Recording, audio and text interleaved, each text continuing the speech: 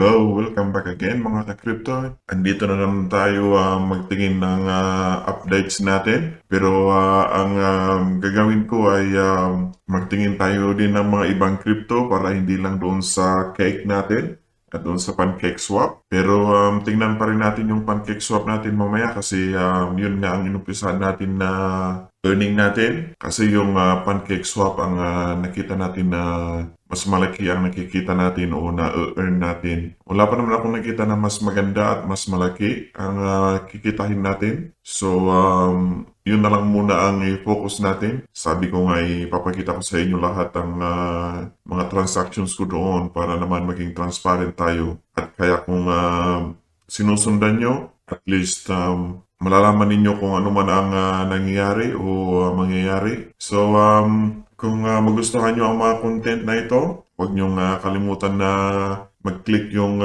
subscribe button at saka yung notification bell para ma-notify kayo kung may bago akong video. At saka paki-click na rin yung like button kung napanood nyo itong video na ito kaya naumpisahan nyo. So, umpisahan natin ang mga tatalakayin natin dito ay andun sa timestamp kung gusto nyong tingnan doon o i-skip na lang doon ang gusto nyong topic na makita. Pero ang talakayin natin ngayon ay ang 1 inch, yung 1 inch protocol o kaya 1 inch token. Tapos yung syempre tingnan natin yung PancakeSwap natin. Like I said, laging may update tayo ng PancakeSwap every time na may video tayong lalabas. Anyway, umpisahan natin itong 1 inch token. Iwan ko kung nakita nyo ito. Ito ay bagong labas noong December 25. So, bagong-bago pa lang ito. Ano ba ang 1 inch? Sabi dito ay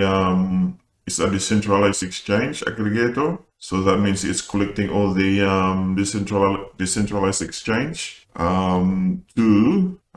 To provide user, I think, to allow its users to find the most efficient swapping routes across all platforms. So, yeah, nililink niya lahat yung mga DEX para doon na lang mag-exchange or mag-swap ng mga coins. So, like I said, kalabas lang ito noong December 25. Gaya ng nangyari sa Uniswap. Ganon din ang nangyari dito sa 1 inch token. Kung ginamit nyo noon yung platform nila ay meron kayong nabigyan kayo ng airdrop. Which alam nyo na kung anong mangyayari pag ang coin ay airdrop. Ang mangyayari sa price ay syempre kung nakuha mong libre, lahat magsisell ang mga yan. So that's from nung lumabas ito, it is napunta ng $3.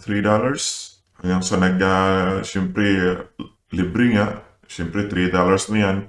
Magbibinta na ang mga yan. And, it's now settling dito sa zone na ito from 82 cents or 70 sa kamuna. And its resistance is maybe here, 140. So, tingnan natin kung ma-break niya itong resistance na ito, it might keep going up. Like I said, bago pa lang itong coin na ito. So, if you go to daily, it's just from December 25. Yan. And then it just gradually went down when they're selling their free tokens. Before we keep going, gusto ko lang na ilagay yung disclaimer natin. This is not a financial advice. Hindi po tayo financial advisor. At ang tinatalakay lang natin dito ay for education purposes at saka for information purposes. At hindi po ako magbibigay ng financial advice. So, kung nakikita nyo itong 1 inch na ito, halos parehas ng Uniswap. Uniswap token. What makes 1 inch unique? 1 inch is unique in that it provides instant governance for its users. This feature allows 1 inch users to vote for specific protocol settings in the decentralized autonomous organization. So, if you have, kung meron kang coins, you can stake it. Kung puntahan nyo itong 1 inch exchange, ito ang makikita nyo. Ano ang pinagkaiba ng bakit gagamitin pa natin ang mga ganito 1 inch exchange or kaya Uniswap? exchange or pancake swap exchange. Ang pinagkaiba nito, ang pinakamaganda nito, hindi po tayo lahat ay marunong mag-trading dito sa Binance o kaya mga ito. Hindi lahat ng mga tao ay naiintindihan ng ganito kung how to mag-put ng limit buy, market buy o anong mga yan. So, ang advantage ng mga ito ay napakadali, which is just one click or two clicks. I-connect mo lang itong MetaMask wallet mo, which is that. Tapos maglagay ka lang ng kung gusto mong mag-swap, ilagay mo lang dito 0.01. Tapos magtingin ka kung anong gusto mo sa Ethereum, USDT o ano. Or is that USDT? Let me try. USDT. Okay, good. So that's 0.01 token ko na ipapa-exchange ko. May ma-receive akong 11 USDT. Pero pag i-click ko itong swap token, may swap yan tapos papunta dito sa wallet ko. Makikita mo dito sa assets. Ang hindi lang maganda dito kasi it's Ethereum based. Hopefully Ethereum can do something about this. Ay ang fees, gas fees. Alam naman natin na ang Ethereum gas fees ay napakamahal, especially kung congested ang network. Gaya nga nito, tingnan ninyo, ang gas fees, para lang makuha ko yung $11, ang gas fee niya is equivalent to $17. Ano yun? Talo pa ako. That's the disadvantage nitong paggamit ng ito mga Ethereum-based exchange.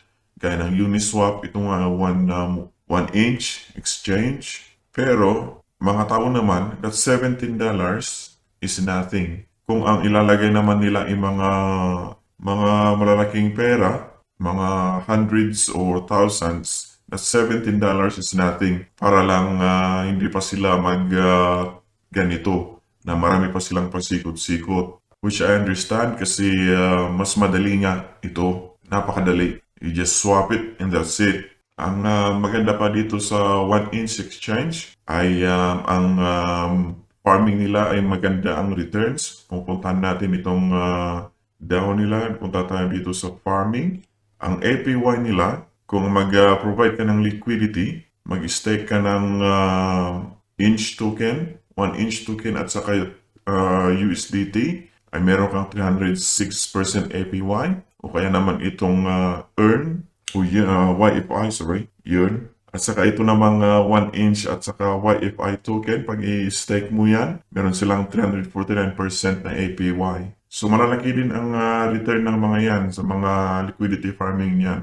Maraming gumagawa nito, na-try ko din ito. Ang ayaw ko lang dito ay yung impermanent loss na sinasabi nila. Kung hindi nyo alam ang impermanent loss, makikita nyo dito sa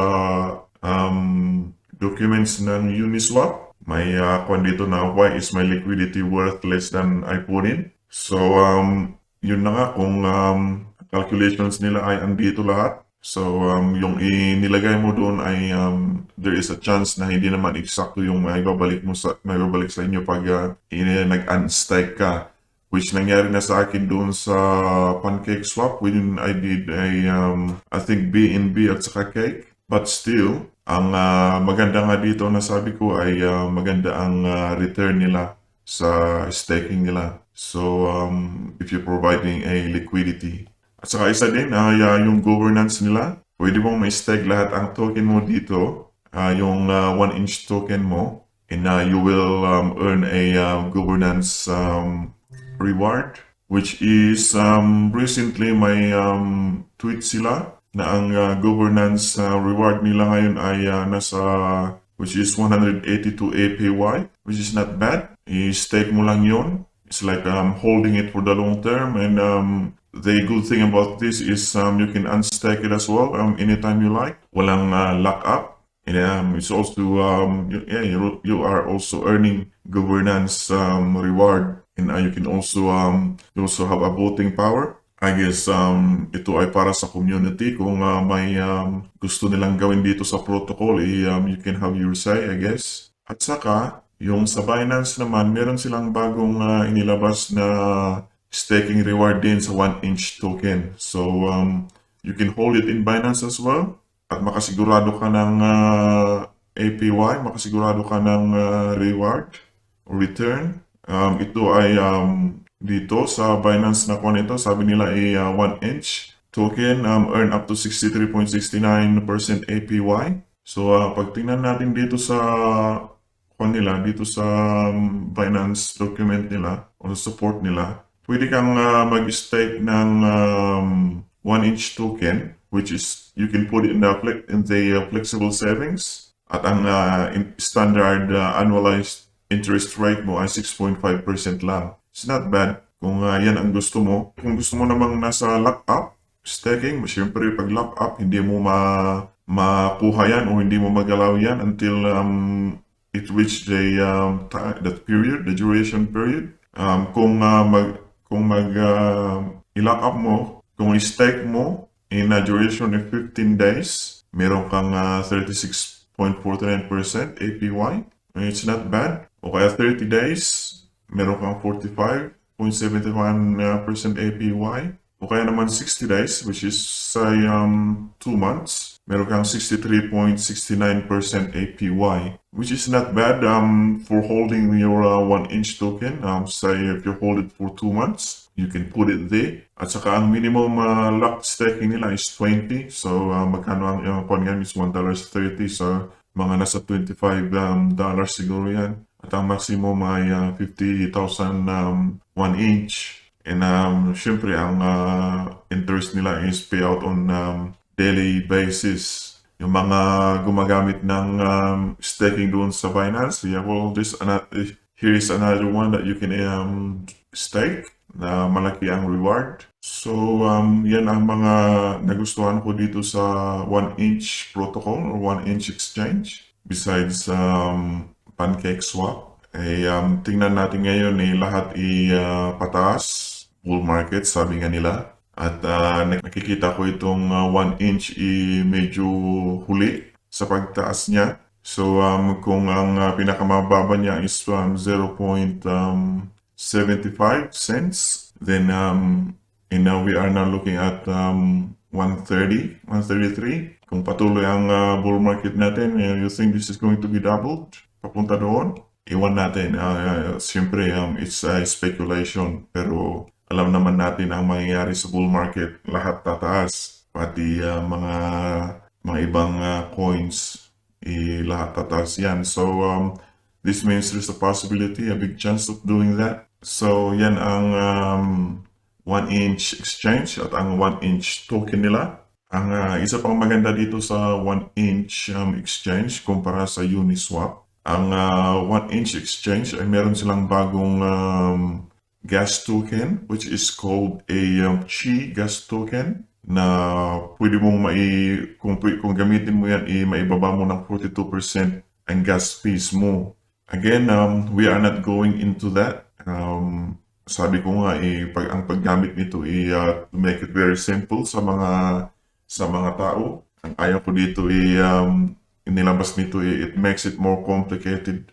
Bakit hindi na lang nila direct ito para every time na gamitin mo itong exchange, consider na mababa na ang fee. You don't have to mint a token to use and then use it. Pero yung mga nakakala, maybe they're using it. Instead of using Uniswap, they can use this just to take advantage of these lower fees. So yan ang 1 inch token. As always, do your own research as well. At saka kung may nakaligtan ako dito, you can just comment it down below para naman lahat tayo ay malaman natin. So next, balik tayo doon sa PancakeSwap natin. Ano ang nangyayari na? Nung last na tinignan natin yung PancakeSwap natin, noong January 2 this year. At ang palit noon ay 0.665. So it's doing good. So, puntahan natin yung PancakeSwap natin.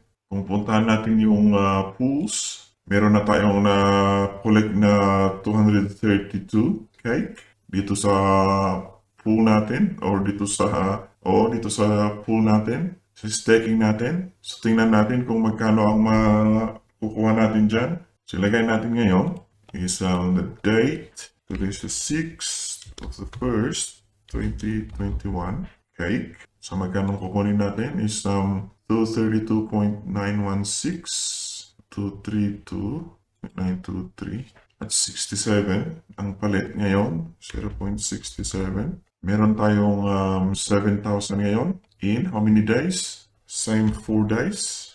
So as usual, i-compound natin.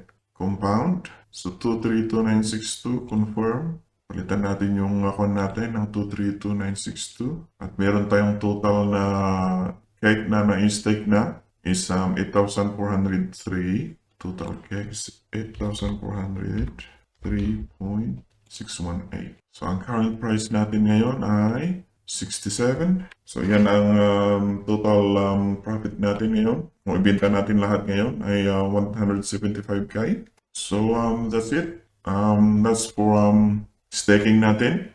Yung mga may stake dyan, hopefully you are following this as well. Hindi lang naman sa kwan, kung gusto niyo yung mas malaki ang kwan o kaya na mag-stake ng REIT. Sigurado ko mas marami ang REIT na makukuha nyo dahil sa price ng REIT is still at the low, mababa pa. Ang pinakamaganda dito pag in-stake nyo ang mga ito, and when it goes up in value, syempre mas malaki ang kita ninyo.